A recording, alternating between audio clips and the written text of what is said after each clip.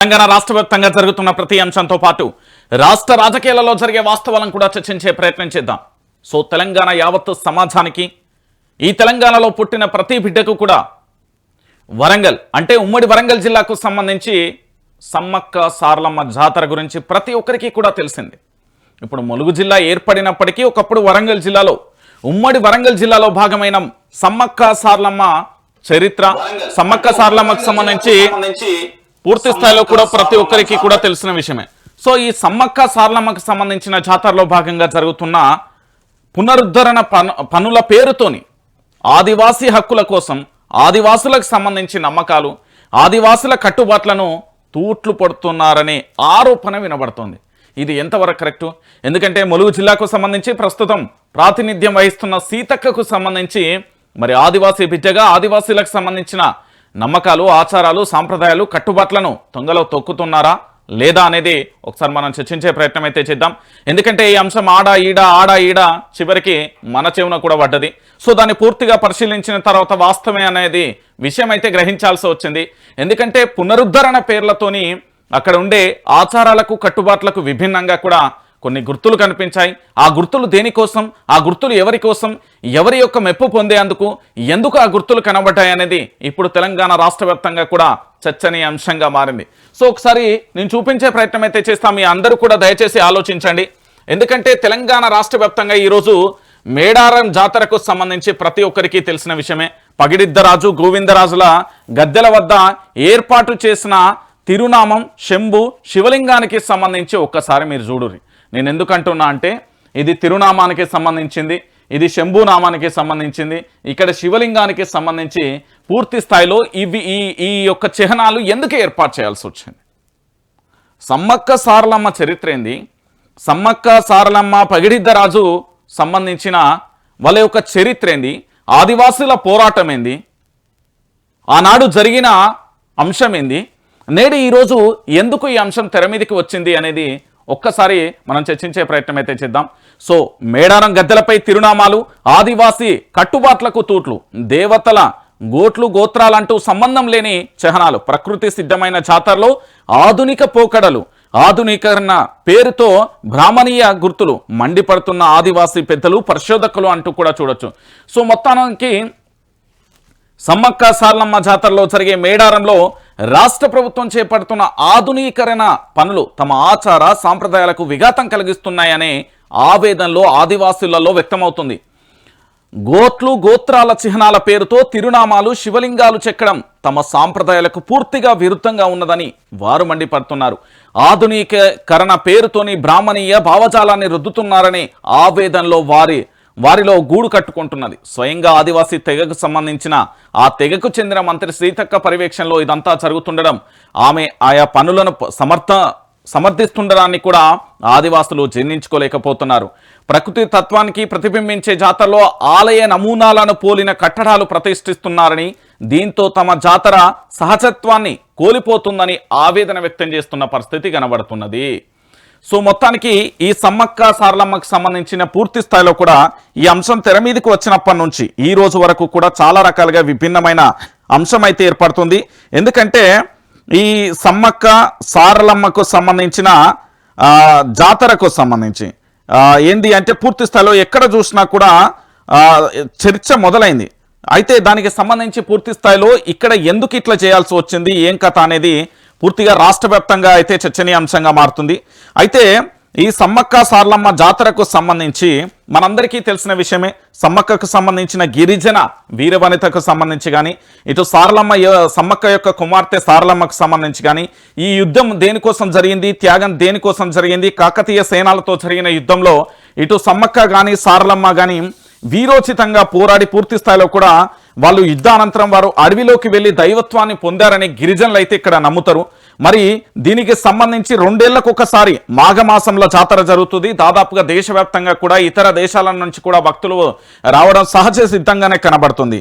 So ఇంత జరుగుతున్న ఈ జాతరకు సంబంధించి ప్రధానంగా కూడా మనందరికీ తెలిసిన విషయమే గిరిజన సంస్కృతి ఆత్మగౌరవం త్యాగానికి ప్రతీకగా అయితే దీన్ని చూస్తాం. అయితే దీనికి సంబంధించి పూర్తి స్థాయిలో కూడా ఇక్కడ ఏంది అంటే ఒకటే అంశం కనబడుతుంది. ఇక్కడ ప్రధానంగా కూడా కొబ్బరికాయ బెల్లానికి సంబంధించి నైవేద్యంగా సమర్పించడం కానీ ఇక్కడ ప్రధానంగా కూడా మీరు సమ్మక్క సారలమ్మకు సంబంధించి విగ్రహాలు ఎక్కడెక్కడ కనిపించవు. సమ్మక్క సారలమ్మ పగిడిద్ద రాజులకు సంబంధించి విగ్రహాలు అక్కడెక్కడ కనిపించవు. బాంబు అంటే కంకణం రూపంలో ఉండే దేవతలు మాత్రమే ఇక్కడ ఆహ్వానిస్తారు. ఇదంతా మనందరికీ తెలిసిన విషయమే. సో ఇక్కడ సమ్మక్కకు సంబంధించి సారలమ్మకు సంబంధించి పూర్తి స్థాయిలో కూడా ఇవన్నీ జరిగినాయి. సో ఇదంతా మనందరం చూసాం. ఎందుకంటే జాతర పేరు సమ్మక్క సారలమ్మ అని కానీ ఈ ప్రాంతానికి సంబంధించి ములుగు జిల్లాకు సంబంధించి ప్రధానంగా మేడారం కానీ ప్రతి 2 సంవత్సరాలకు మాఘమాసం గిరిజన వీరవనితగా ఇటు సమ్మక్కను కానీ సమ్మక్క సారలమ్మకు సంబంధించి సమ్మక్క యొక్క కుమార్తె కానీ ఈ కాకతీయుల కాలం నాటికి సంబంధించి ఎక్కడ కూడా విగ్రహాలు ఉండవు అనేది ఎపిసోడ్. ఈ మొత్తం ఎపిసోడ్ ఎందుకు చెప్పినా అంటే ఇక్కడ విగ్రహాలు అయితే ఎక్కడ కూడా కనిపించవు. ఇది ఆసియాలోనే అతిపెద్ద గిరిజన జాతరగా కూడా మనం చూడొచ్చు. మరి ఇలాంటి జాతరకు సంబంధించి పూర్తి స్థాయిలో కూడా ఏంది గిరిజనుల పోరాట చరిత్రను ఆత్మగౌరవాన్ని సూచించే ఈ ఆదివాసీ జాతరలో ఎక్కడ కూడా మీకు విగ్రహాలు అనేది కనబడవు. ఇక్కడ సమ్మక్క కానీ సారలమ్మ కానీ పగిడిద్ద రాజులకు సంబంధించిన గద్దెలు ఉంటాయి. వీళ్ళు ఏంది అంటే కాకతీయ సేనాలకు సంబంధించి అప్పుడు పోరాటం చేసిన తర్వాత అడవులలోకి వెళ్ళి దైవత్వాన్ని పొందారని గిరిజనులు విశ్వసించడంతో పాటు గిరిజనులు ఈ సాంప్రదాయాన్ని చాలా గొప్పగా జరుపుకుంటారు. అలాంటి సమ్మక్క సారలమ్మకు సంబంధించిన ఈ జాతరలో పూర్తి స్థాయిలో ఆధునికీకరణ అంటే పునరుద్ధరణ పేర్లతోని ఇక్కడ తిరుమలకు సంబంధించిన తిరునామం ఎందుకు వచ్చింది, దాంతోపాటు శంభుకు సంబంధించిన నామం ఎందుకు వచ్చింది, ఇక్కడ శివలింగానికి సంబంధించిన ఈ యొక్క చిహ్నాలు ఎందుకు వచ్చినాయి అని ఆదివాసీ తెగలకు సంబంధించి పూర్తి స్థాయిలో ఆగ్రహాన్ని వ్యక్తం చేస్తున్నారు. ఇంకొక విషయం ఏంటంటే ఇందులో చాలా బాధాకరమైన విషయం కూడా ఉందండి. ఎందుకంటే ఇది చాలా మందికి తెలవాల్సిన విషయం. ఈ సమ్మక్క సారలమ్మ జాతరకు సంబంధించి ఈ పనులన్నీ కూడా స్వయంగా పర్యవేక్షిస్తున్నది ములుగు జిల్లా ప్రాంతానికి సంబంధించి ఆదివాసీ గిరిజన తెగకు సంబంధించిన మంత్రి సీతక్క గారు అలియాస్ అనసూయ గారు. నేను ఎందుకు ఈ మాట చెప్తున్నానంటే ఈ ధనసరి అనసూయ గారు పూర్తి స్థాయిలో వారి ఈ పనులన్నీ కూడా పూర్తి స్థాయిలో పర్యవేక్షిస్తున్నారు. వారు గిరిజన ఆదివాసీ తెగకు సంబంధించిన బిడ్డ. మళ్ళీ అందులో ఒక విషయం ఏంటి అంటే తెలంగాణ రాష్ట్ర వ్యాప్తంగా కాదు ఆసియా ఖండంలోని అతిపెద్ద గిరిజన జాతర. ఇలా చేయడం వల్ల తన యొక్క సహజతత్వాన్ని కోల్పోయి ఏంది అంటే ఇప్పుడు పూర్తి స్థాయిలో కూడా సహజతత్వాన్ని కోల్పోయి చాలా రకాలుగా ఆ వింత పోకడలకు నిలయంగా మారిపోతుంది. ఆధునికీకరణ పేరుతోని ఇక్కడ యొక్క ఆచార సాంప్రదాయాలు పూర్తి స్థాయిలో విభిన్నంగా కనబడుతున్నాయి. సో ఇది సహజతత్వాన్ని కోల్పోతుందని ఆవేదన వ్యక్తం చేస్తున్నారు. ఎందుకంటే ఆధునిక పోకడల్లో భాగంగా ఇవన్నీ ఎందుకు చిహ్నాలు ఏర్పాటు చేశారనే ఒక వివాదం అయితే కొనసాగుతుంది. మరి దీనికి సంబంధించి ఇప్పటి వరకు మంత్రి సీతక్కనే దీనికి ఏంది అంటే వివరణ ఇవ్వాల్సిన బాధ్యత వారిపైనే ఉంటుంది. ఎందుకంటే ఇది గిరిజన జాతర, ఆసియా ఖండంలోని అతిపెద్ద జాతర. 2 సంవత్సరాలకు ఒకసారి జరిపే ఈ జాతరకు సంబంధించి అటు సమ్మక్క సారలమ్మ పగిడిద్ద రాజుకు సంబంధించిన చరిత్ర, కాకతీయుల కాలంలో పోరాటం, వారి యొక్క స్ఫూర్తి, వాళ్ళు అడవులలోకి వెళ్ళి దైవత్వంగా మారిన తీరు, దీనిని గిరిజనులు కొలిచే తీరు, ప్రతి 2 సంవత్సరాలకు జరుపుకునే పండుగ, ఇలాంటి పండుగకు సంబంధించి ఎలాంటి కూడా విగ్రహాలు ఉండవు. ఇక్కడ గద్దెలు మాత్రమే ఉంటాయి. ఆ గద్దెలకు సంబంధించి పూర్తి స్థాయిలో కూడా అక్కడికి వెళ్ళి దైవాన్ని మనం కొలుస్తామంటూ కూడా చాలా సందర్భాలలో చరిత్రలలో లిఖించబడిన అంశం ఇది. సో ఈరోజు ఇవన్నీ ఎందుకు వచ్చినాయని ఆదివాసీ గిరిజనకు సంబంధించిన కొంతమంది పూర్తి స్థాయిలో ఈ విషయంలో ఆగ్రహాన్ని వ్యక్తం చేస్తున్నారు. సో దీనికి సంబంధించి వివరణ ఇస్తారా లేకపోతే వీటిని తొలగించే ప్రయత్నం ఏమైనా జరుగుతుందా అనేది చూడాలి. ఇక్కడ ఏంటి అంటే డెవలప్మెంట్ జరగాలి, కాదు అని ఎవరు అన్నారు. ఇప్పుడున్న పరిస్థితులకు అనుగుణంగా కూడా అక్కడ పూర్తిగా కూడా ఆధునికీకరణ పనులు జరగడం మంచిదే. కానీ ఇక్కడ లేనటువంటివి ఎందుకు ప్రత్యక్షమవుతున్నాయి? పూర్తిగా బ్రాహ్మణీయులకు సంబంధించిన ఆచార సాంప్రదాయాలను చిన్నగా మాపై రుద్దడం ఏంటి అన్నది, బ్రాహ్మణీయ గుర్తులు ఎందుకు వచ్చాయంటూ కూడా ఆదివాసులకు సంబంధించిన తెగలో ఒక అంశం చర్చనీయాంశంగా మారింది. ఇవన్నీ మా మీద రుద్దడం ఏంది, ఇటు గోత్రాల చిహ్నాల పేరుతోని ఇవన్నీ ఎందుకు వస్తున్నాయి? మీరు సమ్మక్క సారలక్క దగ్గరికి వెళ్తే మీ పేరు, మీ గోత్రం ఏంది, మీ పిల్లల పేర్లు ఇవన్నీ అడగరు. అక్కడ విగ్రహాలు కూడా ఎక్కడా ఉండవు. సమ్మక్క గద్దె, సారలమ్మ పగిడిద్ద రాజులకు సంబంధించిన గద్దె ఉంటుంది.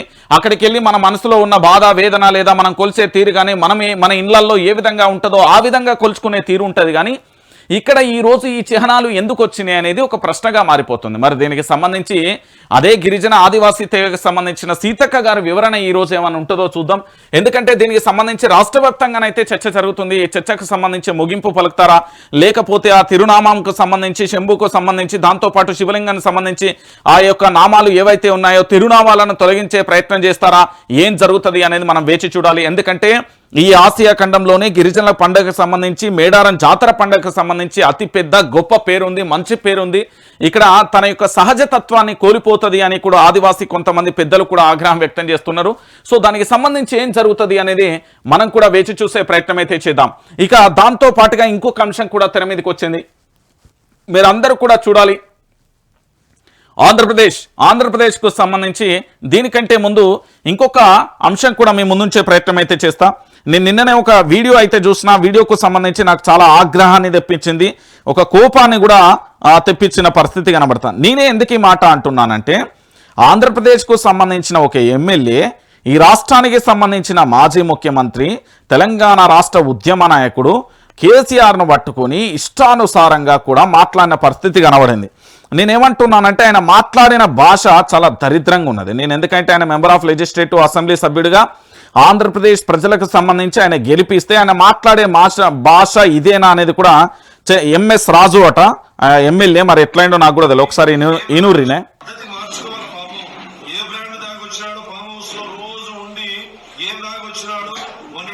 దాదాపు 2 సంవత్సరాల నుంచి ప్రజలకు మొహం చూపించుకోలేక అతను దేశ నేతగా భావించుకొని పాపం ఈ రోజుగా గ్రామ స్థాయిలో కూడా సర్పంచులు ఓడిపోయేటప్పటికి మతి భ్రమించి ఉండే ఉనికి కూడా కోల్పోతామని చెప్పి కేటీఆర్ లాంటి అసమర్థుని నమ్ముకుంటే పార్టీ మునిగిపోతుందని తెలిసి బాధల్లో నుంచి వచ్చి మందు దాకా వచ్చి మాట్లాడినటువంటి కేసీఆర్. ఇది ఆంధ్రప్రదేశ్ ప్రజలారా మీరే చెప్పారు, కల్వకుంట్ల చంద్రశేఖరరావు మీద అక్కస్సు ఇంకా మీ నరనరాన ఉన్నది అని చెప్పడానికి ఇది ఒక ఉదాహరణ. ఈయన మెంబర్ ఆఫ్ లెజిస్లేటివ్ అసెంబ్లీ సభ్యుడు ఎంఎస్ రాజు.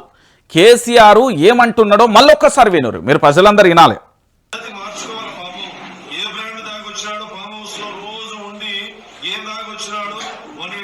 దాదాపు 2 సంవత్సరాల నుంచి ప్రజలకు మొహం చూపించుకోలేక అతను దేశ నేతగా భావించుకొని పాపం ఈ రోజుగా గ్రామ స్థాయిలో కూడా సర్పంచులు ఓడిపోయేటప్పటికి మతి భ్రమించి ఉండే ఉనికి కూడా కోల్పోతామని చెప్పి కేటీఆర్ లాంటి అసమర్థుని నమ్ముకుంటే పార్టీ మునిగిపోతుందని తెలిసి బాధల్లో నుంచి వచ్చి మందు దాకా వచ్చి మాట్లాడినటువంటి కేసీఆర్.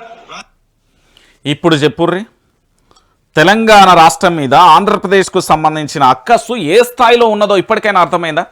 నేను ఎందుకు ఈ విషయాన్ని చెప్తున్నానంటే ఇప్పటికైనా ఆలోచించాలి. ఆంధ్రప్రదేశ్కు సంబంధించిన ఒక ఎమ్మెల్యే ఎంఎస్ రాజు అట ఆయన పేరు, మెంబర్ ఆఫ్ లెజిస్లేటివ్ సభ్యుడు, తెలంగాణ రాష్ట్రాన్ని తీసుకొచ్చిన యోధుడి మీద, ఈ రాష్ట్రానికి 10 సంవత్సరాల ముఖ్యమంత్రిగా పనిచేసిన కేసీఆర్ మీద ఏ బ్రాండ్ తాగొచ్చి ఏం మాట్లాడుతున్నాడో, మతి భ్రమించి మాట్లాడుతున్నాడా, సర్పంచ్ ఎన్నికలలో ఓడిపోయింది మాట్లాడుతున్నాడా అని చెప్తున్నాడు. అయ్యా ఎంఎస్ రాజు, నేను నీ గురించి 2 నిమిషాలు చెప్పాలి, ఎందుకంటే మీ చరిత్ర నా దగ్గర చాలా ఉన్నదయ్యా సారు. మీరు మాట్లాడిన తర్వాత ఈ తెలంగాణ ప్రాంత బిడ్డగా, ఇక్కడ ఉద్యమకారుడిగా మాకు నరనరాన కూడా మేము ఉప్పు కారం తింటాం కాబట్టి సలసల మసులుతున్నది. ఎందుకు నేను ఈ మాట చెప్తున్నానంటే, ఇదే మీ ఆంధ్రప్రదేశ్కు సంబంధించిన మంత్రుల చిట్టా ఇగో నా టేబుల్ మీద ఉన్నది. నువ్వు మాట్లాడవో తెలియదు కానీ నీ మంత్రి ఫేక్ డాక్యుమెంట్లతోని మా తెలంగాణ భూములను కబ్జా చేసిండు. నీకు చూపెడుతున్నాయి ఇదంతా. మీ టీడీపీకి సంబంధించిన మంత్రులు, మీ టీడీపీకి సంబంధించిన ఎమ్మెల్యేకు సంబంధించిన చిట్టా ఇది ఒకటి. రెండోది మా మైనార్టీ బిడ్డలకు సంబంధించి మోసం చేసింది ఇక్కడ ఈ తెలంగాణ గడ్డ మీద. మీ ఆంధ్రప్రదేశ్ మంత్రి ఏంది అంటే పూర్తి స్థాయిలో 1965 ఒక వ్యక్తి చనిపోతే 1955లో చనిపోయిందని ఒక ఫేక్ డాక్యుమెంట్ క్రియేట్ చేసేసి మీ యొక్క మంత్రి గారు చేసిన చిట్టా. ఇంకొకటి మీరు మాట్లాడుతున్నారు కదా మీ నియోజకవర్గాల సమస్యలు, ఒకసారి నేను ఎలగబెడతా, మీరు దానికి సంబంధించి మరి మీ నియోజకవర్గ ప్రజలకు సంబంధించి ఏమన్నా చెప్తారా లేదా ఏంది అనేది నా దగ్గర ఉన్నది. ఇంత డాటా ఉన్నది. ఎంఎస్ రాజు గారు మిమ్మల్నేనండి, నేనేమంటున్నానంటే మీ ప్రాంతం గురించి మీరు ఆలోచించుకోరు. మా ప్రాంతం జోలికి వస్తే ఏమవుతుందో మీకు తెలంగాణ ఉద్యమంలో చాలా స్పష్టంగా ఉన్నది. ఆంధ్రప్రదేశ్కు సంబంధించిన యువత ఎలాంటి వాళ్ళు, ఆంధ్రప్రదేశ్కు సంబంధించిన అక్కడ భౌగోళిక స్వరూపం ఏంది, అక్కడ తీరేంది అనేది మాకు బాగా తెలుసు. కానీ తెలంగాణ ప్రాంతానికి సంబంధించిన బిడ్డలు ఇక్కడ తన ఇంటి కోసమో, తన వాడ కోసమో, తన ఊరి కోసమో, తన జిల్లా కోసం కాదు, ఈ రాష్ట్రం కోసం ప్రాణాలు వదలడానికైనా సిద్ధంగా ఉంటారు. మరి అలాంటి యువత తెగబడితే ఎట్లుంటుందో ఆలోచించారు. మీరు మాట్లాడేటప్పుడు నేను మెంబర్ ఆఫ్ లెజిస్లేటివ్ సభ్యుని, నేను విమర్శించేది ఒక రాష్ట్రానికి సంబంధించిన మాజీ ముఖ్యమంత్రి, అందులో బీఆర్ఎస్ పార్టీకి సంబంధించిన అధినేత, ఆయన కూడా మెంబర్ ఆఫ్ లెజిస్లేటివ్ సభ్యుడు. నేను మాట్లాడేటప్పుడు చాలా జాగ్రత్తగా మాట్లాడాలి అనే విషయాన్ని గుర్తు తెచ్చుకోరు. నేను బ్రాండ్కు సంబంధించి చాలా రకాల ఏం బ్రాండ్ తాగొచ్చిండో ఫామ్ హౌస్లో అంటే మీ రేవంత్ రెడ్డికి, అదే మీ యొక్క చంద్రబాబుకు సంబంధించిన శిష్యుడు యనుమల రేవంత్ రెడ్డి కేసీఆర్ మీద మాట్లాడబట్టి, ఈ ప్రాంతం బిడ్డ మాట్లాడబట్టి పరాయి ప్రాంతానికి సంబంధించిన బిడ్డలకి ఈరోజు మా కేసీఆర్ను లోకువయ్యే విధంగా చిత్రీకరించే ప్రయత్నం చేస్తున్నారు. ఇంకొక బాధాకరమైన విషయం ఏంటంటే, ఇప్పటికీ హైదరాబాద్లో ఆంధ్రప్రదేశ్కు సంబంధించిన తెలంగాణ తెలుగుదేశానికి సంబంధించి ఆంధ్రప్రదేశ్ తెలుగుదేశం పార్టీకి సంబంధించిన ఎమ్మెల్యేల చిట్ట మా దగ్గర చాలా స్పష్టంగా ఉన్నది. ఇగో ఇంత స్పష్టంగా ఉన్నది. మీ అవినీతి ఏంది, మీరు ఏ విధంగా ఉన్నది, ఎట్లున్నది అనేది ఉన్నది నా దగ్గర. నేను పెడతా, త్వరలో వస్తుంది. మీ నియోజకవర్గానికి కూడా మేము మొత్తం వచ్చేసి అడుగుదాం, మీ నియోజకవర్గ ప్రజల్నే అడుగుదాం. ఏంది అంటే పూర్తి స్థాయిలో మరి కేసీఆర్ ఎసుంటోడు, కేసీఆర్ మంచోడా, మరి ఎంఎస్ రాజుకు సంబంధించి ఎంత అభివృద్ధి చేసిండు, మీరు అధికారంలోకి వచ్చిన సంది ఇచ్చిన వాగ్దానాలు ఏంది, అవన్నీ మాట్లాడదాం. గవి కదా మనం మాట్లాడాల్సింది. ఏదో కేటీఆర్కు సంబంధించి అసమర్థుని పంచాయతీ ఎన్నికలలో ఏడ ఓడిపోయిందయ్యా, ఒకసారి సమాధానం చెప్తావా? ఈ తెలంగాణ కాంగ్రెస్ ప్రభుత్వానికి ఉత్సబోపిచ్చిలు ప్రజలు. నీకు అంతగానం కేసీఆర్ మీద మాట్లాడాలంటే రా, ఇక్కడికి రా, వచ్చి మాట్లాడు. ఏమయ్యా రేవంత్ రెడ్డిని 6 గ్యారెంటీలు 13 అంశాలు 420 హామీలు ఏడవైనాయి, తెలంగాణ ప్రాంత ప్రజలను ఎందుకు మోసం చేస్తున్నావు, ఇక్కడ నదే జలాల విషయంలో మేమందరం తీసుకుపోతా ఉంటే నువ్వేం చేస్తున్నావు, కేంద్రానికి సంబంధించిన బడ్జెట్ ఎంత వచ్చింది, రాష్ట్రానికి అభివృద్ధి ఎంత జరిగిందని మాట్లాడు. ఏం కల్వకుంట్ల చంద్రశేఖరరావును విమర్శించే స్థాయి మీది? ఎవరు నువ్వు అసలు? ఎంఎస్ రాజు అనే పర్సన్ తెలంగాణ ప్రాంత ప్రజలకు తెలుసా? పోనీ మీ ఆంధ్రప్రదేశ్ ప్రజలకు తెలుసా? మీ అన్ని జిల్లాలలో తెలుసా? మీరు విమర్శలు చేయండి అబ్బా, ఎవరొద్దు అంటున్నారు. అది రాజకీయంగా చేయండి, ఒక సబ్జెక్టు పరంగా చేయండి, ఒక అంశం పరంగా చేయండి, ఒక చర్చించే విధంగా చేయండి. కానీ కేసీఆర్ను పట్టుకొని ఏ బ్రాండ్ దాగచ్చిండో రా, మరి వచ్చి ఇక్కడ పోలీస్ ఆఫీసర్కు సంబంధించి ఆ డ్రంక్ అండ్ డ్రైవ్ చేస్తారు కదా, అది తీసుకొచ్చి పెట్టు. మరి రాకపోతే మిమ్మల్ని మీ పదవికి ఏమన్నా రాజీనామా చేస్తారా? ఇష్టానుసారంగా విమర్శలు చేస్తున్న కాంగ్రెస్ పార్టీకి సంబంధించి అసెంబ్లీ జరిగినప్పుడు, తెలంగాణలో ఇక్కడ అసెంబ్లీ జరిగినప్పుడు ఈ రాష్ట్రానికి సంబంధించి ఇక్కడ సిద్దిపేటకు సంబంధించిన ఎమ్మెల్యే తన్నీరు హరీష్ రావు గారు డ్రంక్ అండ్ డ్రైవ్ పెట్టాలని అడిగిండు నిండు అసెంబ్లీ సాక్షిగా కాంగ్రెస్ సభ్యులను. అయ్యింది ఆ సభను పట్టుకొని. మరి అక్కడ పెట్టమని చెప్పు, సభలకు ఎవరు వస్తుర్రో తెలియట్లేదు కదా. కేసీఆర్ ఏమన్నా కేసీఆర్ తాగుతుంటే చూసిరా? కేసీఆర్ ఫోటోలు ఉన్నాయా? కేసీఆర్ వీడియోలు ఉన్నాయా? మీ పరిపాలన ఎట్లా చేస్తున్నారు? మీరు ఇచ్చింది ఏంది? మీదేంది? మీ దాంట్లో ఏంది? పూర్తి స్థాయిలో ప్రశ్నిస్తే మీ ప్రభుత్వాన్ని. కారుమూరి వెంకట్రెడ్డి ఎందుకు అరెస్ట్ చేసిల్లు ఆయనను? చాలామంది నేతలు అన్నారు, లిస్టు చెప్పుకుంటూ పోవాలనా? ఇది వైఆర్టీవీ తెలంగాణకు మాత్రమే పరిమితం చేయరు. కావాలని గుంజుకొచ్చుకొని ఆంధ్రప్రదేశ్ చేసిల్లు అనుకో, అక్కడ వైసీపీ అని వైఎస్ జగన్మోహన్ రెడ్డి ఉంటాడు, పులివెందుల బిడ్డ, వైఎస్ రాజశేఖర్ రెడ్డి తనయుడు. ఆయనను అడ్డుకోండి చాలు, మీరు ఇక్కడ దాకా రావాల్సిన అవసరం లేదు. కేసీఆర్ తాగుతాడట, ఫామ్ హౌస్లో తాగొచ్చి మాట్లాడుతుండ ప్రెస్ మీట్. ఈ ప్రాంతం వాడు మోసం చేస్తే ఈ ప్రాంతంలోనే పాత్ర పెడతాం, పరాయి ప్రాంతం వాడు మోసం చేస్తే పొలిమేరలు తన్ని తరుముతామని తెలంగాణ ఉద్యమంలో స్లోగన్స్ ఉండే. మీకు గుర్తు లేకపోతే గుర్తు చేస్తున్నాను. నా దగ్గర ఏం చిట్టా లేదా అనుకుంటానా? మీ ఆంధ్రప్రదేశ్ ఎమ్మెల్యేలు ఒక్కసారి తీసుకొచ్చి మీ వైసీపీ చేతిలో పెడితే ఏంది మీ పరిస్థితి?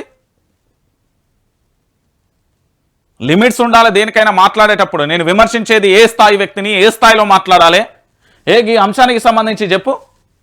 నీటి వాటాల గురించి చెప్పు. పాలమూరు మీద కక్ష కట్టింది ఎవరో చెప్పు. ఉమ్మడి ఆంధ్రప్రదేశ్లో మా రోడ్లన్నీ గుంతలుగా పొక్కలుగా గుంటల లోతులోకి వెళ్ళిపోతే కనీసం మాకు రోడ్లు దిక్కులేవు. ఆ రోజు విజయవాడకు సంబంధించి ఆంధ్రప్రదేశ్లో మీ రోడ్లు అద్దాల లెక్క మెరిసినాయి. ఈ సంపద అంతా అక్కడికి తీసుకపోలే. నీళ్లు నిధులు నియామకాలు ఎందుకు వచ్చింది? పెద్ద మనుషుల ఒప్పందంతో మా తెలంగాణ మీదకి ఎందుకు వచ్చిళ్ళు? ఇప్పటికీ ఆంధ్రప్రదేశ్లో ఈ హైదరాబాద్ను కేంద్రపాలిత ప్రాంతం చేయడానికి ఎన్ని కుట్రలు చేస్తలేరు మీరు? ఈరోజు మున్సిపాలిటీలకు సంబంధించి ఏది 100 జోన్లు అవి మాట్లాడుతున్నా, అవి ఎందుకు జరిగినాయి? మీ బాబు గారి డైరెక్షన్లో కాదా? చాలా ఉన్నాయి సారు, చర్చిద్దామంటే చాలా ఉన్నాయి. హైదరాబాద్కు రండి, ప్రెస్ క్లబ్లో కూకుందాం, చాలా ఉంటాయి. మీరు అనుకుంటున్నారేమో మీరు ఓన్లీ నన్ను ఏంది నేను విమర్శిస్తే గొప్పనైతే అంటే అది కానుముచ్చట. మాట్లాడేటప్పుడు మెంబర్ ఆఫ్ లెజిస్లేటివ్ అసెంబ్లీ సభ్యుడు, ప్రజల చేత ప్రజల కొరకు ఎన్నుకోబడిన నేత అని మాట్లాడాలి. ఇదే మాటలు మీ చంద్రబాబు దగ్గర యాక్సెప్ట్ చేస్తాడు అడుగు. ఇదే మాటలు మీ జనసేన అధినేత పవన్ కళ్యాణ్ యాక్సెప్ట్ చేస్తాడు అడుగు. ఇదే మాటలు మీ దగ్గర విపక్షంగా ఉన్న వైఎస్ జగన్మోహన్ రెడ్డి యాక్సెప్ట్ చేస్తాడు అడుగు. ఇదే మాటలు ఆంధ్రప్రదేశ్ ప్రజలు యాక్సెప్ట్ చేస్తాడు అడుగురి. ఆంధ్రప్రదేశ్ ప్రజలు కేసీఆర్ను దైవంలా భావిస్తున్నారు. ఆంధ్రప్రదేశ్ యువత కేసీఆర్ను స్ఫూర్తిగా తీసుకుంటున్నది. ఆంధ్రప్రదేశ్ యువత పూర్తి స్థాయిలో కేటీఆర్కు సంబంధించి ఐటీ డెవలప్మెంట్ ఏ స్థాయిలో చేసిండో చూపెట్టిండని గొప్పగా కీర్తించిల్లు. అలాంటి గొప్ప వ్యక్తులను పట్టుకొని ఈరోజు అధికారం కోల్పోతే ఎంత పర్సెంట్తో కోల్పోయాలో తెలుసా? తెలంగాణలో 1% అధికారాన్ని కోల్పోతే ఫామ్ హౌస్లో తాగుతున్నాడు, తిరుగుతున్నాడు అని ఇష్టం వచ్చినట్టుగా ఎంఎస్ రాజు అన్నట్టు ఎమ్మెల్యే ఆయన ఇష్టం ఉన్నట్టుగా ప్రెస్ మీట్లు పెడతాడా? మా బిడ్డల మీద నా విమర్శించి మా తెలంగాణ గడ్డ మీద ఉన్న మా వాళ్ళనా, ఇక్కడ మట్టిలో పుట్టిన వాళ్ళనా? హైదరాబాద్కు సంబంధించిన మీ ఎమ్మెల్యేలు, మీ ఎంపీలు, మీ ఎమ్మెల్సీలు, మీ రాజ్యసభ సభ్యులు, పార్లమెంట్ సభ్యులు, మీ మంత్రులు హైదరాబాద్లో నివాసంలోనే ఉంటున్నారు. మేము ఎంత గౌరవంగా కీర్తిస్తున్నాం, ఎంత అద్భుతంగా రక్షణ కల్పిస్తున్నాం, ఎంత అద్భుతంగా వాళ్ళకు అన్ని రకాల సౌకర్యాలు కల్పిస్తున్నాం. మేము గిట్లనే మాట్లాడినామా? మేము గిట్లనే మాట్లాడినామా? మేము తెలంగాణలో అంటే మేము ఆత్మగౌరవాన్ని నమ్ముకుంటాం. ఆంధ్రప్రదేశ్ అంటే కూడా చాలా గౌరవం ఉంటుంది. ఆ తిరుమల తిరుపతి వెంకన్న సాక్షిగా అడుగుతాం, చెప్తున్నా నేను, చాలా గౌరవం ఉంటుంది మీరంటే గౌరవం. కానీ మీ రాజకీయ అవకాశాల కోసం, అవకాశవాదులుగా మారడం కోసం ఒక ముఖ్యమంత్రి స్థాయిన వ్యక్తి, మాజీ ముఖ్యమంత్రిని పట్టుకొని, ఒక పార్టీ అధినేతను పట్టుకొని ఇష్టానుసారంగా మీరు ఎట్లా మాట్లాడతారు? మా ప్రాంతం వాడు మాట్లాడంటే చెల్తుంది భయ్, మీరు ఎట్లా మాట్లాడతారు అంటాను. ఇనురి రేవంత్ రెడ్డి మాట్లాడే మాటలను స్ఫూర్తిగా తీసుకొని ఆంధ్రప్రదేశ్కు సంబంధించిన వ్యక్తులు మాట్లాడుతున్నారు. ఒకసారి మనందరం చాలా బాధాకరమైన విషయం, ఎంఎస్ రాజు తన వ్యాఖ్యలను వాపసు తీసుకోవడం పాటు క్షమాపణ చెప్పాలి. ఇది నేను చెప్తున్నా కదా, రేపు ఈ టైం వరకు ఆయన మా తెలంగాణ మాజీ ముఖ్యమంత్రి కల్వకుంట్ల చంద్రశేఖరరావు గారికి క్షమాపణలు చెప్పాల్సిందే. క్షమాపణ చెప్పకపోతే తెలంగాణ యువత తడాకైందో, తెలంగాణ యువత ఏం చేస్తుందో మేము కూడా చూపెడతాం. మీ నియోజకవర్గంలోకి వద్దాం, మీ నియోజకవర్గంలో కేసీఆర్ని ఎవరైనా ఇట్లా అంటారో ఒకసారి అడుగుదాం. మీ తెలుగుదేశం పార్టీ అధినేత గౌరవశ్రీ నారా చంద్రబాబు నాయుడు గారిని అడుగురి, మీ జనసేన అధినేత పవన్ కళ్యాణ్ అడుగుదాం. ఇవే నాకు ఇట్లా మాట్లాడవచ్చా మీ ఎమ్మెల్యే మా మాజీ ముఖ్యమంత్రి మీద అని అడుగుదాం. మీ లోకేష్ని అడుగుదామండి, అంతేందుకు, ఆయన యువకుడే కదా, లోకేష్ని అడుగుదాం.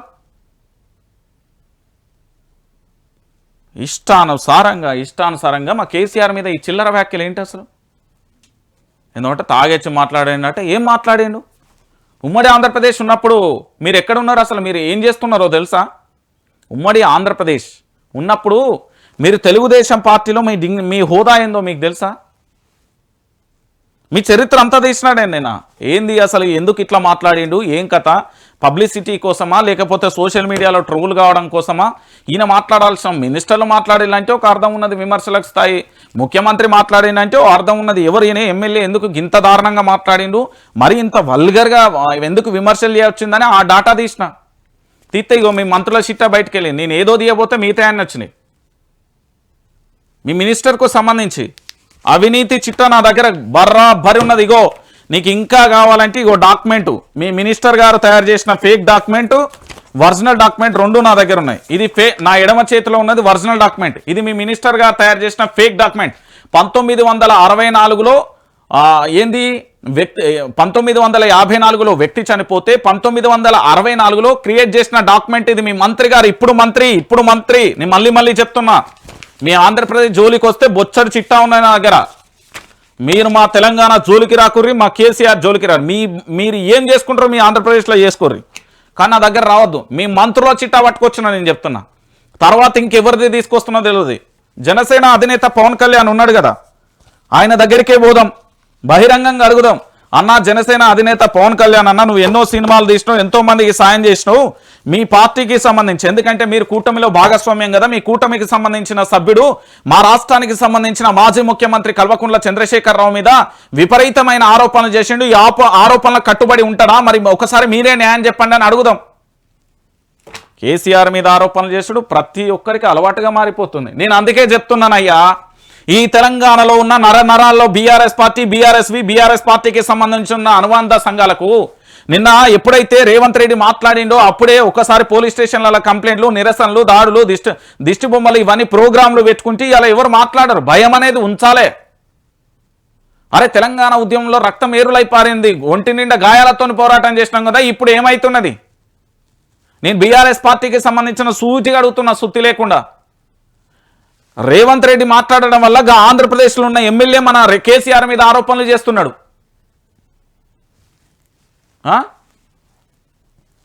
ఇగో మా పాలమూరు బిడ్డల మీద మీ యొక్క తెలుగుదేశం పార్టీ అధినేత ఉమ్మడి ఆంధ్రప్రదేశ్లో జరిగిన ఒకసారి చూపెడితేనూరి.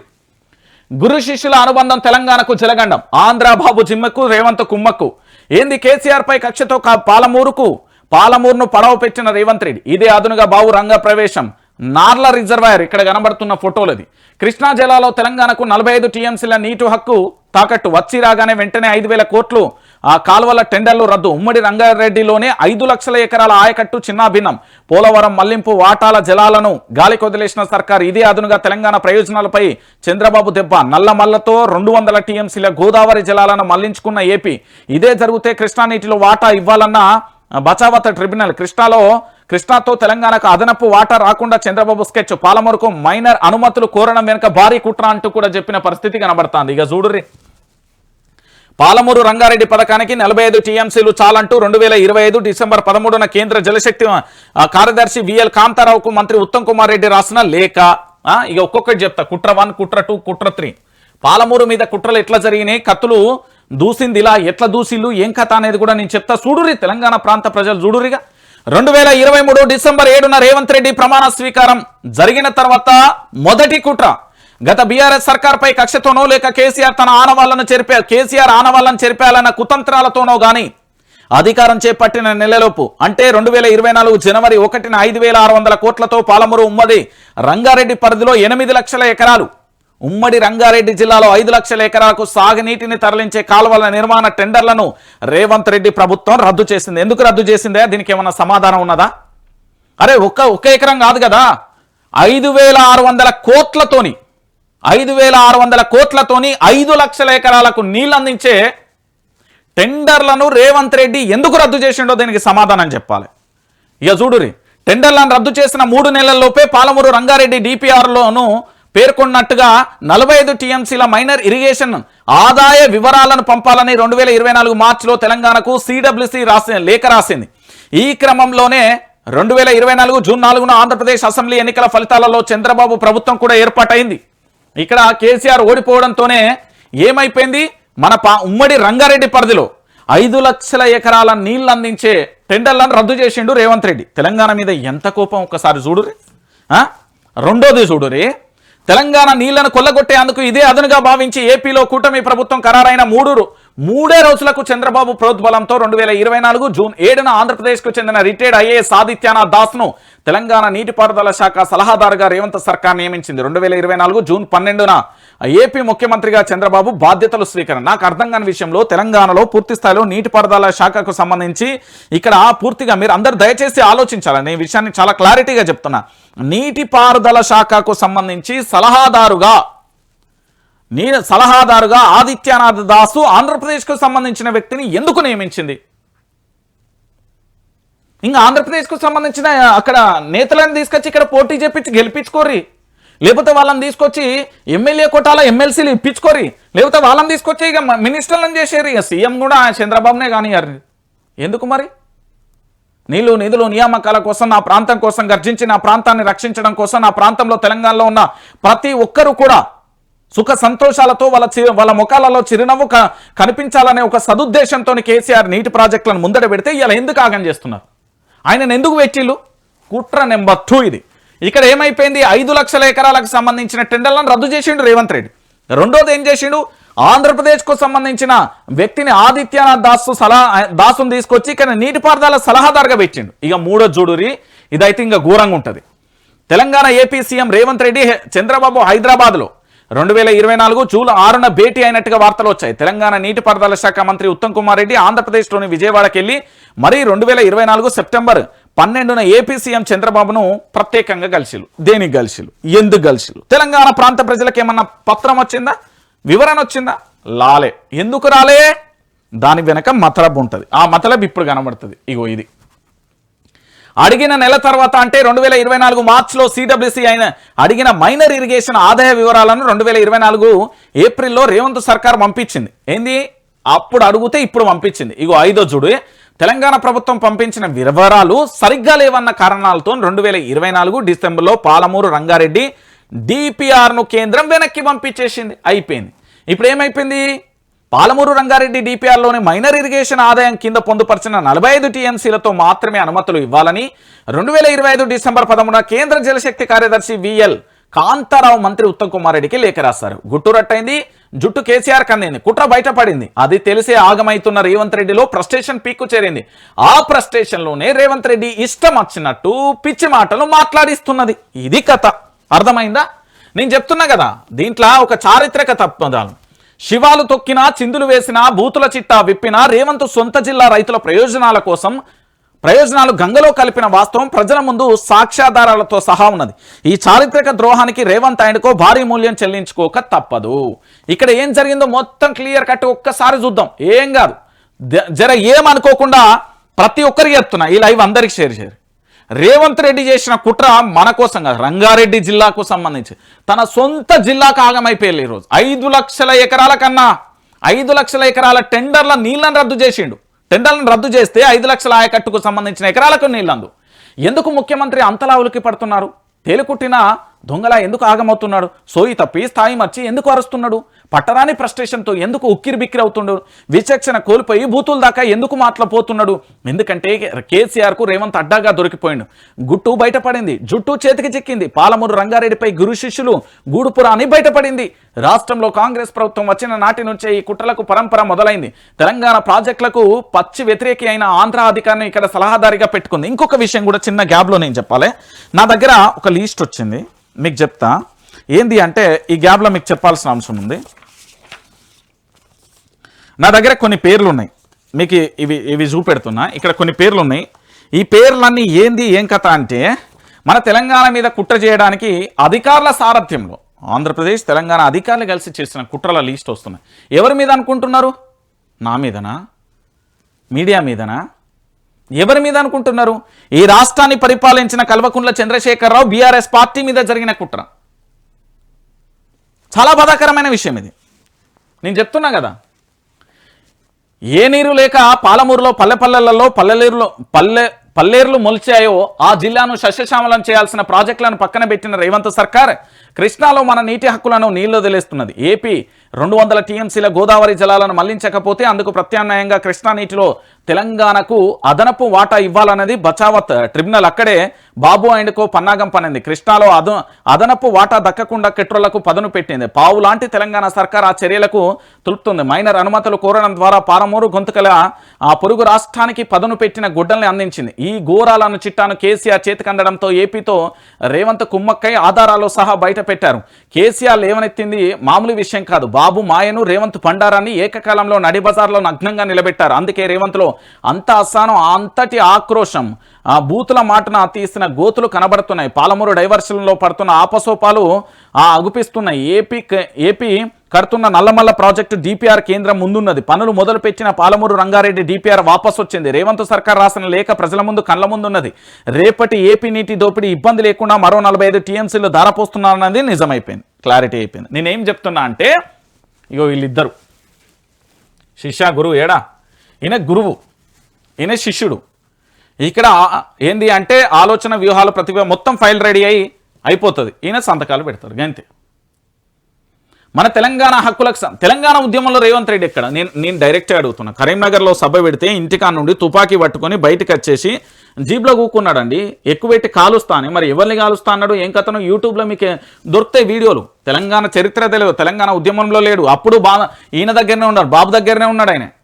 నేను చెప్తున్నా కదా, ఈ తెలంగాణలో పూర్తి స్థాయిలో చంద్రబాబు దగ్గర పనిచేసి ఏం చేసిండంటే ఈరోజు తెలంగాణ ఆగం చేస్తున్నారు, నాశనం చేస్తున్నారు. ఇంకొక రకంగా చెప్పాలంటే అయిపోతుంది. మళ్ళా ఏంది అంటే గోదావరి చుట్టూ నీళ్ళు ఉండి సుక్కా దొరకని నా తెలంగాణ భూమి అంటారు కదా.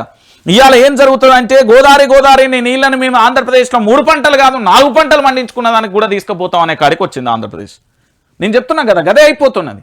ఈ తెలంగాణను చూస్తే చాలా బాధ అవుతున్నది, రందవుతున్నది, కన్నీళ్ళు వస్తున్నాయి. తినడానికి ఒక బుక్క బువ్వ కూడా కడుపులోకి పోతలేదు, గొంతులో దిగుతలేదు. ఎందుకు అంటే నా తెలంగాణ మీద జరుగుతున్న కుట్రలది. అరే ఆంధ్రప్రదేశ్కు సంబంధించిన ఎమ్మెల్యే కూడా నా కేసీఆర్ మీద, మా తెలంగాణ రాష్ట్రాన్ని తీసుకొచ్చిన కేసీఆర్ మీద కూడా తిడతాండు అంటే ఎంత చులకన చేసే ప్రయత్నం చేస్తున్నారండి. ముఖ్యమంత్రి గారు మాట్లాడే భాషన లేదా ముఖ్యమంత్రి గారు పంపించిన గైడ్లైన్స్ ఎవరిని చూసుకొని ఆ మాటలు మాట్లాడారు. ఆఖరికి చంద్రబాబు దీన్ని యాక్సెప్ట్ చేస్తాడో నాకు తెలియదు, లేదా జనసేన అధినేత పవన్ కళ్యాణ్ యాక్సెప్ట్ చేస్తాడో లేదో నాకు తెలియదు. తెలంగాణ మీద అడుగడుగున కుట్రలు జరుగుతున్నాయి. మీకు తెలుసో లేదో ఇంకొక విషయాన్ని కూడా చెప్పాలి. మీరు జయేష్ రంజన్కు సంబంధించి ఆయనను ఏది తప్పించిల్లు అనేది వార్త వినబడుతుంది కదా. ఆ జయేష్ రంజన్ని ఎందుకు తప్పించిల్లో తెలుసా? ఇగో జయేష్ రంజన్ తెలుసు కదా, పూర్తి స్థాయిలో పరిశ్రమల శాఖ ముఖ్య కార్యదర్శిగా ఉన్నాడు జయేష్ రంజన్. ఈ జయేష్ రంజన్ పరిశ్రమల ముఖ్య కార్యదర్శిగా ఉన్న ఐఏఎస్ ఆఫీసర్ జయేష్ రంజన్ను జిహెచ్ఎంసీ స్పెషల్ సిఎస్గా ప్రభుత్వం నియమించింది. ఎందుకు అంటే టీఎస్పీఎస్సీకి సెక్రటరీగా హరితను బదిలీ చేసింది. మొత్తంగా 23 మంది ఐఏఎస్లను అధికారులను ట్రాన్స్ఫర్ చేసింది. వీరిలో కొందరికి జిహెచ్ఎంసీ జోనల్ కమిషనర్గా బాధ్యతలు అప్పగించింది. టీజీపీఎస్సీ సెక్రటరీగా హరిత, 23 మంది ఐఏఎస్ అధికారుల బదిలీ, జిహెచ్ఎంసీ జోనల్ కమిషనర్గా 12 మంది, 300 వార్డులు, 12 జోన్లు, 60 సర్కిళ్లు. ఇవి దేనికోసమో తెలుసా?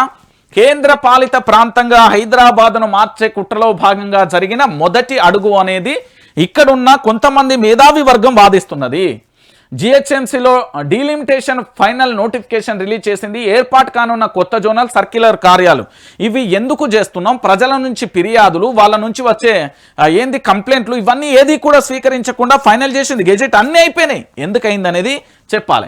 ఇంకోటి జయేష్ రంజన్, మీ అందరికీ తెలుసు కేసీఆర్ ప్రభుత్వంలో కేటీఆర్ పెద్ద అగ్రతాంబులు అనేసి ముందు వరుసలో ఉంచి పరిశ్రమలకు సంబంధించిన పెట్టుబడుల విషయంలో, ఒప్పందాల విషయంలో అన్నింటిలో ముందుంచిల్లు. అయితే జయేష్ రంజన్ను ఎందుకు తొలగించిల్లు అనేది నాకు డౌట్ వచ్చింది. డౌట్ రాగానే ఒక్కసారి ఆరాధీసే ప్రయత్నం చేసిన. ఈ జయేష్ రంజన్ను ఎందుకు వచ్చిల్లు, ఏం కథ అనేది నేను బయటికి తీసే ప్రయత్నం మొదలు పెట్టగానే మీరు ఊహించని తారాస్థాయిలో నిజాలు బయటపడ్డాయి. ఒకసారి జయేష్ రంజన్కు సంబంధించి పూర్తి స్థాయిలో ఏం జరిగింది, జయేష్ రంజన్కు సంబంధించి జరిగిన ఎపిసోడ్ ఏంది అనేది ఒకసారి మీకు వివరించే ప్రయత్నం అయితే చేస్తా. గ్లోబల్ సమ్మిట్ అనా, ఓ అక్క, ఓ తమ్ముడు, ఓ బాబాయ్, ఓ అన్నయ్య, విన్నావా? గ్లోబల్ సమ్మిట్ మీ అందరికీ తెలుసు కదా. ఇది ఎందుకు ఇట్లా చెప్తున్నా అంటే, తెలంగాణలో నాటు భాషలో ఎందుకు చెప్తున్నా అంటే మీరు వినాలి. గ్లోబల్ సమ్మిట్ ఘోర వైఫల్యంతో 2 సీనియర్ ఐఏఎస్ అధికారుల మీద వేటు పడింది. జనవరిలో జరగనున్న కీలక దావోస్ పర్యటన ముందు ఐఏఎస్ జయేష్ రంజన్ను బదిలీ చేశారు.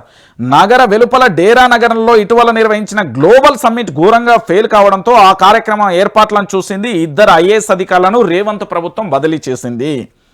సీఎంఓ స్పెషల్ చీఫ్ సెక్రటరీగా పనిచేస్తున్న జయేష్ రంజన్, అదే విభాగంలో అడిషనల్ సీఈఓగా పనిచేస్తున్న వెంకట నరసింహారెడ్లను ఇవాళ బదిలీ చేయడం వెనక ఆసక్తికరమైన అంశం, చర్చన కారణాలు వినపడతాయి. ఎంతో అట్టహాసంగా ప్రకటించిన తెలంగాణ గ్లోబల్ సమ్మిట్ జాతీయ స్థాయిలో ఆశించిన గెస్టులు ఎవరు రాలే. దీనికి తోడు 100 కోట్లతో కట్టిన తాత్కాలిక డేరా నగరం మీద విమర్శలు వెల్లువెత్తాయి. 2 రోజుల సమ్మిట్ తర్వాత ఆ డేరాలు మొత్తం పీక్ పడేయడం మీద సోషల్ మీడియాలో పెను దుమారం రేగింది. ఈ డేరా నగరంలో ఏర్పాటు కూడా అరవకొరగా ఉండడం, సమ్మిట్ వద్ద పెద్ద పారిశ్రామికవేత్తలు ఎవరూ రాకపోవడం, సినీ నటులతో కొన్ని కార్యక్రమాలు నిర్వహించారు. మీటింగ్ హాళ్లలో జనం లేకపోవడంతో ప్రభుత్వ ఉద్యోగులకు సూటు వేయించి కొందరు కాలేజీ విద్యార్థులను తీసుకువచ్చి కూర్చోబెట్టిల్లు. ఇవన్నింటికన్నా ముఖ్యంగా వేదిక మీద మొత్తం జయేష్ రంజన్ ఆధిపత్యం ఎక్కువగా అవుతుండడం, 2 సీనియర్ ఐఏఎస్ అధికారులు కినుకు వహించారనే వార్తలు కూడా గుప్పమన్నాయి. ఇంత చేసినా ఒక పెద్ద కంపెనీ కూడా పెట్టుబడులకు పెట్టడానికి ముందుకు రాకపోవడం, అన్ని పేపర్ కంపెనీలు తూతూ మంత్రంగా ఒప్పందాలు ప్రకటించాయి. తన ప్రభుత్వాన్ని గొప్ప పేరు తెస్తుందని ఆశపడితే ఉన్న ఇజ్జత్ మొత్తం పోవడంతో సంస్థ నష్ట నివారణ చర్యలలో భాగంగా జయేష్ రంజన్, వెంకట నరసింహారెడ్డిలను బదిలీ చేసి సచివాలయంలో గుసగుసలు వినబడుతున్నాయి. అర్థమైందా? జయేష్ రంజన్ ఎందుకంటే గ్లోబల్ సమ్మిట్ ఘోర వైఫల్యంతో ఎవరు జయేష్ రంజన్తో పాటుగా అక్కడే అడిషనల్ సీఈఓగా పనిచేస్తున్న వెంకట నరసింహలను కూడా తొలగించడానికి ఇది ఒక ప్రధానమైన కారణమైంది. ఈరోజు ఐఏఎస్ల బదిలీ అవుతారంటే ఉత్తగా అయితే లేరన్న వాళ్ళందరికీ సంబంధించి పూర్తి స్థాయిలో మీరందరూ కూడా ఆలోచించాల్సిన విషయం ఏంటంటే, వీళ్ళిద్దరికీ సంబంధించి అది పూర్తిగా కూడా వైఫల్యం చెందింది కాబట్టి దాన్ని గ్లోబల్ సమ్మిట్ దానికోసం బదిలీ అనేది జరిగింది. ఇది మీరందరూ కూడా గుర్తుపెట్టుకోవాల్సిన విషయం. ఇక దీంతో పాటుగా ఇంకొక అంశం కూడా నా దగ్గరకు వచ్చింది. ఏంది అంటే ఇది మావోయిస్ట్ అగ్రనేత గణేష్ మృతి. ఆపరేషన్ ఖగార్తోని 2026 మార్చి వరకు పూర్తి కావాలన్న లక్ష్యంతో భారతీయ జనతా పార్టీ సారథ్యంలో కేంద్ర ప్రభుత్వం చాలా సీరియస్ గా బార్డర్ లో ఉండాల్సిన సైనికులను తీసుకొచ్చి ఇక్కడ పూర్తి స్థాయిలో అడవులలో ఉన్న ప్రతి ఒక్కరిని మట్టు పెడుతూ ముందుకు సాగుతుంది ఆపరేషన్ ఖగార్. ఓ పక్కన పూర్తి స్థాయిలో కూడా ప్రజా జీవితం జన జీవితంలోకి రావాలంటూ లొంగిపోయిన మావోయిస్టులు కూడా పూర్తి స్థాయిలో శాంతి చర్చల కమిటీలకు సంబంధించి వేసి వాళ్ళని ఆహ్వానిస్తున్న తీరు కూడా మనం చూసాం. ఇక ఇంకో పక్కన ఎన్కౌంటర్లు జరుగుతూనే ఉన్నాయి. మరో పక్కన మేమందరం కూడా లొంగిపోతాం, కాస్త సమయం కావాలంటూ ఇంకో పక్కన లేఖలు వస్తూ ఇంకో పక్కన పూర్తి స్థాయిలో కూడా అనారోగ్య కారణాలతోని ఏంది అంటే సిటీ బాట పడుతున్న వారిని మార్గ మధ్యలో పట్టుకొని బూటకపు ఎన్కౌంటర్లు చేశారు అంటూ కూడా హిడ్మాకు సంబంధించిన కొన్ని అంశాలు కనబడ్డాయి. దాంట్లో భాగంగా పూర్తి స్థాయిలో మావోయిస్టుల భావజాలాన్ని పూర్తి స్థాయిలో దేశ భద్రతకు విఘాతం కలిగించే విధంగా ప్రేరేపించే విధంగా మాట్లాడుతున్నారు అంటూ గాదే ఎన్ఐ అరెస్టుకు సంబంధించి కూడా చూసాం. సో ఫైనల్ గా మావోయిస్టులు జనజీవన స్రవంతిలోకి రావడమే కరెక్ట్. ఇప్పుడున్న శాస్త్ర సాంకేతిక పరిజ్ఞానం అభివృద్ధి చెందింది. ఇప్పుడున్న పరిస్థితులలో పూర్తి స్థాయిలో కూడా రావడమే బెటర్ అనేది అయిపోయింది. మావోయిస్ట్ అగ్రనేత గణేష్ మృతి, ఆయనతో సహా 5 నక్సలైట్స్ సైతం నక్సలిజం అంతానికి మరో అడుగు అమిత్ షా. మావోయిస్టు పార్టీలో మరో అగ్రనేత మృతి చెందారు. ఒడిశాలోని కన్మాల్ జిల్లాలలో 2 వేర్వేరు ఎన్కౌంటర్లలో పార్టీ కేంద్ర కమిటీ సభ్యుడు పాక హనుమంత్ అలియాస్ గణేష్ తో పాటు మరో 5 ప్రాణాలు కోల్పోయారు. వీరిలో 2 మహిళలు సైతం ఉన్నారు. ఒడిశా డిఐజీ అఖిలేశ్వర్ వెల్లడించారు. ఘటనా స్థలం నుంచి మావోయిస్టుల మృతదేహాలతో పాటు 2 రైఫిల్స్ 303 ఒక రైఫిల్లను స్వాధీనం చేసుకున్నట్టు చేశారు. హనుమంతుకు సంబంధించి స్వస్థలం మన తెలంగాణ నల్గొండ జిల్లాకు సంబంధించిన చెండూరు మండలం పుల్లెం గ్రామానికి సంబంధించి. సో మొత్తానికి ఒడిశాలో 2 వేర్వేరు ఎన్కౌంటర్లు జరిగినాయి. హనుమంతుపై 1.10 కోట్ల రివార్డు ఉంది. ఆయన స్వస్థలం నల్గొండ జిల్లా పుల్లెల గ్రామానికి సంబంధించి 45 ఏళ్ల క్రితం ఉద్యమ బాట దండకారణ్య స్పెషల్ జోనల్ కమిటీలో కీలక పాత్ర పోషిస్తున్నాడు. సో మావోయిస్టులందరూ కూడా జనజీవన స్రవంతిలోకి రండి ప్లీజ్, నేను రిక్వెస్ట్ చేస్తా ఉన్నా. ఎందుకంటే ఇప్పుడున్న శాస్త్ర సాంకేతిక పరిజ్ఞానం అభివృద్ధి చెందింది. మీరు ఎక్కడున్నారు, ఏమేం చేస్తున్నారు అనేది పూర్తి స్థాయిలో ఇక్కడ ఉన్న శాటిలైట్ సంబంధించి పూర్తి స్థాయిలో మీరు అందరూ కూడా ఒక నిఘా నేత్రంలో ఉన్నారు. 3వ కన్ను అనేది ఒకటి ఉన్నది, దాన్ని మిమ్మల్ని అబ్జర్వ్ చేస్తున్నారు. పూర్తిగా అక్కడుండి ప్రాణాలు వదిలేకంటే జనజీవన స్రవంతిలోకి వచ్చి మీరు పోరాటాలు చేయాల్సిన బాధ్యత మీపై ఉంటుంది. సో మావోయిస్టులకు సంబంధించి కూడా పూర్తి స్థాయిలో ప్రాణాలు, ఇప్పుడు మావోయిస్టు ప్రాణాలు కోల్పోయినా వాళ్ళు ఒక పేద మధ్యతరగతి కుటుంబ రైతు బిడ్డలే. ఇటు పోలీసులు భద్రతా సైన్యం ప్రాణాలు కోల్పోయినా వాళ్ళు ఒక పేద మధ్యతరగతి కుటుంబ సభ్యులే కదా. సో వీళ్ళందరికీ సంబంధించి కూడా రావాల్సిందిగా నేనైతే విజ్ఞప్తి చేస్తున్నా, ప్రాణాలు కోల్పోవద్దు. ఇక దాంతోపాటు తెలుసు కదా, ఏది చిన్నప్పుడు నేను చిన్నప్పుడు ఉన్నప్పుడు అప్పుడు ఏంటంటే పైసా 10 పైసలు 5 పైసలు ఇవి ఉండే. తర్వాత చిన్నప్పుడు ఏంది అంటే ఇట్లా ఉంటాయి కదా, మన ఏంది ఆట ఆడుకొని ఇట్లా మధ్యలో ఒకటి రౌండ్గా తిరుగుతుంది, దాన్ని నాలుక మీద పట్టుకొని తినేది ఎర్రగా ఉండేది. దాని తర్వాత ఇంకొకటి పిప్రమెట్లు చాక్లెట్లు తినేది. ఈ రోజులలో ఏమైపోతుందంటే టాబ్లెట్లను చాక్లెట్ల లెక్క తింటారు ప్రజలు. నిజం ఇది. ఒకటి ఇక్కడ పొల్యూషన్, రకరకాల పొల్యూషన్, ఆహారం సరిగ్గా లేకపోవడం, జీవన విధానంలో అనేక రకాలుగా ఉండడం. ఏంది అంటే బయట ఫుడ్ ఎక్కువ, జంక్ ఫుడ్. మీరు చైనా నుంచి వస్తున్న టేస్టీ పౌడర్ కానీ ఇతరత్ర టన్నులు మనం దిగుమతి చేసుకుంటాం. అదే పౌడర్ను పూర్తి స్థాయిలో అన్ని దేశాలలో బ్యాన్ చేశారు. ఇది నిజం. ఇంకొకటి బయట హోటళ్లలో వాడుతున్న కల్తీకి సంబంధించిన నూనె దేని నుండి దుత్తాల్లో తెలుసుకోరు. ఇంకొక విషయం ఏంటంటే చాలా రకాల అనారోగ్యాల కారణంతో ఆసుపత్రులు కిక్కిరిసిపోతున్నాయి. అసలు ఒకప్పుడు నా చిన్నతనంలో దావఖానా అంటేనే తెలియదు. నిజంగా చెప్తున్నా. ఏమన్నా జ్వరం వచ్చిందా ఇంత పసుపు నీళ్ళు తాగురాబాయ్, ఇంకేమన్నా జలుబు చేసిందా ఎండల కాసేపు ఉండు ఆవిరి పట్టు, గిట్లా వెనకట వేరుంటుండే. ఈరోజు వెనకట చిన్న పొరగలక చాక్లెట్లు ఎట్లా కొనిస్తామో మొత్తం ఏంది మన గోళీలు అట్లా మింగుతున్నారు. దాంట్లో భాగంగా మీకు ఒక అంశం కనబడుతుంది. కొనేది 10 రూపాయలు, అమ్మేది 180. మెడిసిన్ పై అడ్డగోలుగా వసూలు, ఏకంగా 10 నుంచి 20 రెట్లు మార్జిన్. రోగుల జేబులకు చిల్లు పెడుతున్న ఔషధ కంపెనీలు, మార్కెట్ల చైన్లు, మెడికల్ షాపులు. విపరీత దోపిడీ జరుగుతున్నట్లు పార్లమెంటు స్థాయి కమిటీ నివేదిక వెల్లడి.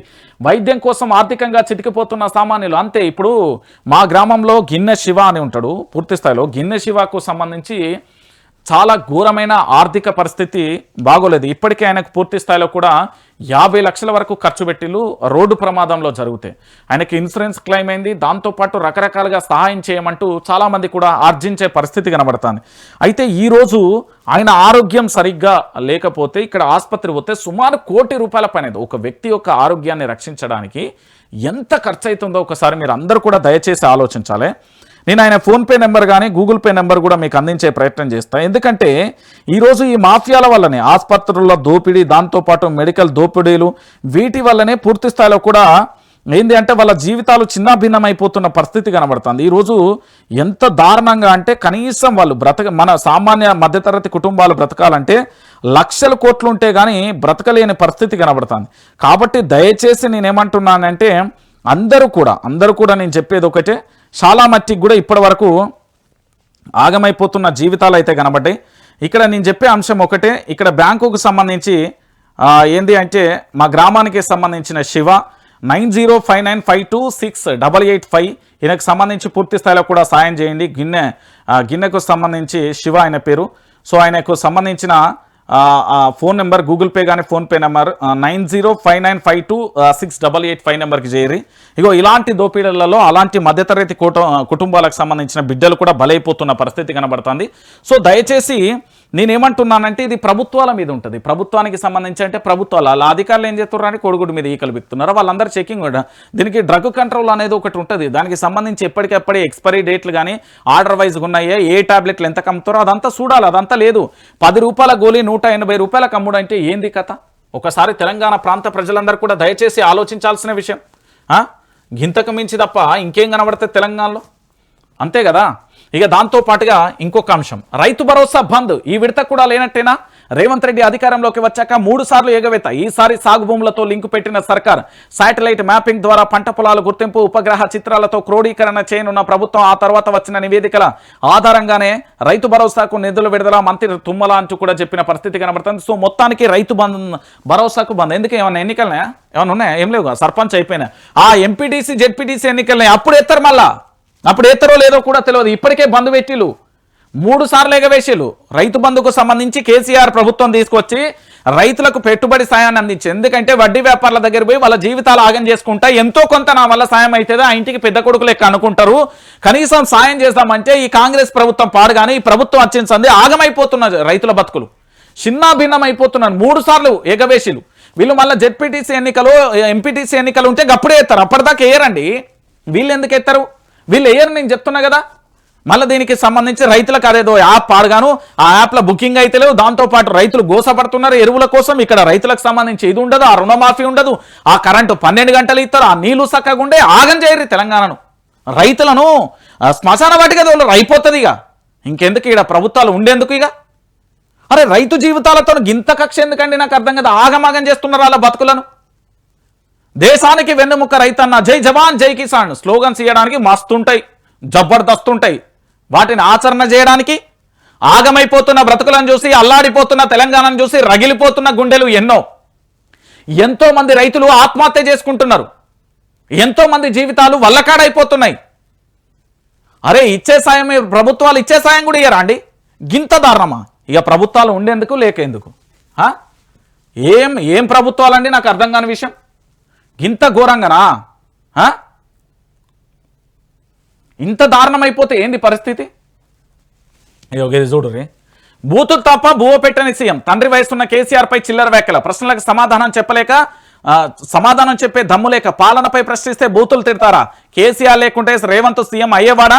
దమ్ముంటే ఫార్మాసిటీ భూములపై వాస్తవాలు ఒప్పుకో. విద్యాశాఖ మంత్రిగా అట్టర్ ఫ్లాప్. హాస్టళ్లలో పిల్లలకు సరైన అన్నం లేదు, అనాథ పిల్లలకు కడుపు మారుస్తున్నాడు. నర్సాపూర్కు సంబంధించి బీసీ హాస్టల్లో హరీష్ రావు పర్యటన. ఏంది బ్లాంకెట్స్ పంపిణీ, విద్యార్థులతో కలిసి భోజనం అంటూ కూడా చెప్పిన. ఈ 6 అడుగుల బుల్లెట్ని చూసి నేర్చుకోవా. నిజంగా ఒకసారి ఆలోచించు. హరీష్ అన్న మాటలలో ఏ తప్పు లేదు, హరీష్ రావు అనే మాటల్లో అసలు తప్పే లేదు. కేసీఆర్ అనే వ్యక్తి లేకపోతే ఇలా రేవంత్ రెడ్డి ముఖ్యమంత్రి. కేసీఆర్ అనే వ్యక్తి లేకపోతే ఈరోజు మంత్రులుగా ఉండేవాళ్ళు మంత్రులు అయ్యేటోళ్ళ. కేసీఆర్ అనే వ్యక్తి లేకపోతే ఈరోజు కొత్తగా ఎమ్మెల్యేలు అయిన వాళ్ళు ఎమ్మెల్యేలు అయ్యేటోళ్ళ. ఒక్కదానికి సమాధానం చెప్పు. గంతే కేల్కతం దుకాన్ బంద్. ఇంకా ముచ్చటేయద్దు. దీనికి ఒక్కదానైన సమాధానం చెప్పు.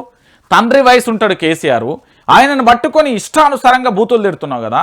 ఆయన అడిగిన ప్రశ్నలకు సమాధానం చెప్పలేక కదా. ఆయన నీ పేరు తీయలేదన్న ఆవేదన కదా. అక్కడ రేవంత్ రెడ్డి అనే పేరు తీయలేదన్న కోపం కదా. రేవంత్ రెడ్డి నా పేరు ఉచ్చరిస్తలేడనే ఒక భయం కదా. అంతే కదా. అంతకుమించి ఏముంటుంది నీ దగ్గర? హరీష్ రావు అడిగిండు, చెప్పు దీనికి సమాధానం. చెప్తాం, మనమేం చెప్తాం. ఇక మళ్ళీ ఇంకొక విషయం ఏంటంటే ఇది చిత్రం అవుతుంది. మీరు ఏమన్నా అనుకోరు కానీ అయ్యో సీఎం స్టాఫ్ కోసం 60 లక్షల ఖర్చు. బిల్లలకు బువ్వలేదు, రైతులకు రైతు భరోసా లేదు, పెట్టుబడి సాయం లేదు. అదేంది హాస్పిటల్కి సంబంధించిన వాళ్ళ బిల్లులు, అటు విద్యార్థులకు సంబంధించిన బకాయిలు లేవు. కానీ వీళ్ళకట 60 లక్షల ఖర్చు అట. సీఎం పిఆర్ఓ ఓఎస్డీలకు ప్రత్యేకంగా ఛాంబర్లు. ఏం చేస్తారు వాళ్ళు? అద్దాలు ఆధునీకరణ, అత్యాధునిక ఫర్నిచర్తో ఏర్పాటు. అంగుల పేరిట కొనసాగుతున్న నిధుల దుర్వినియోగం 59,60,000 విడుదల చేస్తూ జీవో. ఏం చేస్తారండి విలాసాలు? ఫుట్బాల్ మ్యాచ్ కోసం 2 కోట్లు, 5 కోట్లు, 10 ఏందన్నా ఇవి పైసలు? అప్పుల పాలైపోయింది. అయ్యో తెలంగాణ రాష్ట్రాన్ని ఆగం చేస్తుండు కేసీఆర్. దాచుకున్నాడు. అయ్యయ్యో తెలంగాణ రాష్ట్రం అప్పుల పాలైపోయింది కదరా బిడ్డ. కేసీఆర్ మొత్తం దోసుకుంటుండు, వాళ్ళ కుటుంబం దోసుకుంటుంది అని మాట్లాడిన నాలికలన్నీ ఏడబోయినాయి. ఆనాడు గర్జించిన మాటలన్నీ ఏడబోయినాయి. ఉప్పు కారం తింటలేరా? ఆ రోజు పూర్తి స్థాయిలో మీరు అందరూ మాట్లాడాలి కదా చాలా మంది. ఇవాళ అప్పుల పాలైపోతుంటే కళ్ళు కనబడతలేవా? ఏమైపోయింది? ఈ రాష్ట్రాన్ని మెస్సీతో ఆటలాడడానికి, ఫుట్బాల్ కోర్ట్ ఏర్పాటు చేసుకోవడానికి ఓఎస్డీలకు, సిపిఆర్ఓలకు ఛాంబర్లు కూడా ఏర్పాటు చేస్తున్నారట. ఆగమైపోతున్న నా తెలంగాణను చూసేసి అవన్నీ వద్దట, కానీ ఇవన్నీ కావాలట. తెలంగాణ ప్రాంత ప్రజలందరూ కూడా దయచేసి ఆలోచించాల్సిన విషయం ఇది. నేనేమంటున్నానంటే వాళ్ళ యొక్క హంగులు ఆర్భాటాల కోసం మాత్రమే పూర్తి స్థాయిలో గిట్లా చేస్తారా? కానీ తెలంగాణలో పూర్తి స్థాయిలో ఆగమైపోతున్న జీవితాల గురించి ఆలోచించరా? సో నేనేమంటున్నానంటే తెలంగాణ ప్రాంత ప్రజలారా దయచేసి ఆలోచించండి. ఈ రాష్ట్రానికి సంబంధించిన ముఖ్యమంత్రి వాళ్ళే సీఎం స్టాఫ్ కోసం 60 లక్షలు ఖర్చు చేసుడు ఏందండి? దాంతోపాటు ఇంకొక మాట చెప్తున్నా, ఈరోజు ఆనాడు అప్పుల పాలైపోయిందని చెప్పి 10 సంవత్సరాలలో అప్పైంది ఎంత? కేవలం 736 రోజులలో అయిన అప్పు ఎంత? 2 లక్షల పైకి కోట్ల రూపాయలు అప్పు తెచ్చిండు. ప్రతిరోజు 300 కోట్ల రూపాయలు అప్పు తెస్తున్నాడు. దాని గురించి మాట్లాడరు.